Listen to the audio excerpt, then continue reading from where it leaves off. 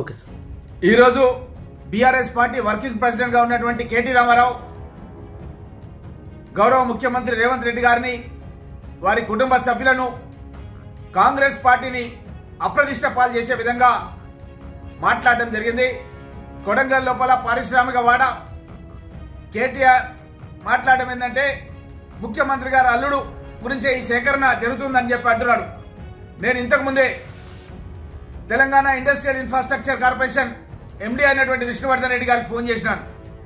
అక్కడ ఎవరైనా అప్లికేషన్ పెట్టినారా కొడంగల్ లోపల పారిశ్రామిక పెట్టడానికి అని చెప్పి అడిగినాను. ఇంతవరకు ఒక అప్లికేషన్ కూడా పెట్టలేదు.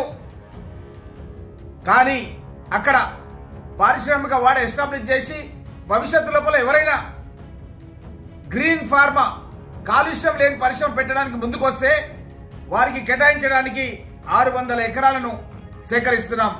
సగం భూమిని సేకరించడం జరిగింది, ఇంకా భూమిని సేకరిస్తున్నాం. ఇందులో 200 ఎకరాలు గ్రీన్ ఏరియా ఉంటుంది. అదేవిధంగా 50 ట్రైనింగ్ సెంటర్స్ వస్తాయి, టెస్టింగ్ ల్యాబ్స్ వస్తాయి, నిరుద్యోగ యువకులకు ఉద్యోగ అవకాశాలు కల్పిస్తాం.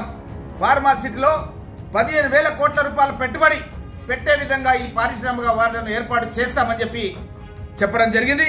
30,000 మందికి ప్రత్యక్షంగా పరోక్షంగా ఉద్యోగాలు కూడా కొడంగల్ ప్రాంతం లోపల వస్తాయని కూడా చెప్పడం జరిగింది.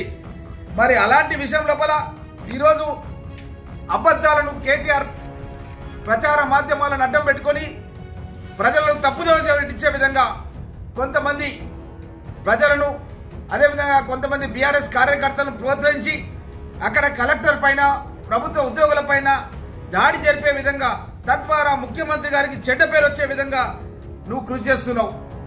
అదేవిధంగా మీ నాయకుడు, మీ పార్టీ నుంచి మొన్నటి వరకు ఉన్నటువంటి ఎమ్మెల్యే నరేందర్ రెడ్డి 40 సార్లు ఎందుకు ఈ యొక్క బీఆర్ఎస్ యూత్ ప్రెసిడెంట్ తో మాట్లాడొచ్చింది, A1 గా ఎవరైతే తప్పించిండ్రో మీరు ఆ వ్యక్తితో ఎందుకు మాట్లాడవచ్చింది, మీ ఇద్దరు కలిసి కుట్ర చేసిర్రు, ఈ కుట్రను బయట పెడతామని చెప్పి కూడా తెలియజేస్తూ, అదేవిధంగా కొడంగల్ లాంటి వెనుకబడిన ప్రాంతంలో మా వికారాబాద్ జిల్లాలో పరిశ్రమలు రావాల్సిన అవసరం లేదా, సాగునీటి ప్రాజెక్టులు రావాల్సిన అవసరం లేదా, కేవలం మీ సిరిసిల్ల, సిద్దిపేట, గజ్వెలకే పరిశ్రమలు రావాలా, సాగునీటి పరిశ్రమలు రావాలా?